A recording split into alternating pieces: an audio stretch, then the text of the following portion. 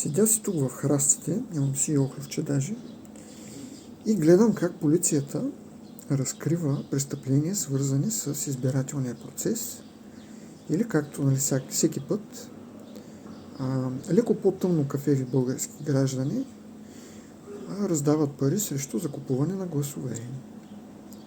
И полицията вече си е приключила работата, защото успява да спре престъпниците. Изборният процес няма да бъде опорочен.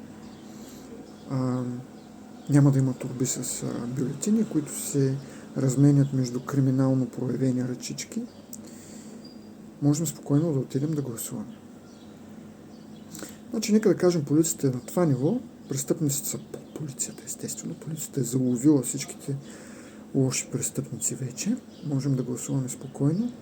Но никой не задава, поне по телевизията, разбира се, защото медиите са ничия собственост. Този собственик има политически интереси. Ние нямаме независими медии. Никой не задава логичния въпрос: защо полицията спря до тук, след като е ясно, че някой дава пари за закупуване на тези гласове? И кой всъщност дава пари за закупуване на гласовете? Следим, разбира се, пътя на парите и достигаме до политическите партии, които в момента са на власт, които ние сме овластили да управляват нашата. Това е наша собственост, нашата държава. Тя не е тяхна собственост. Те не са царе, крале. Това е нашата държава.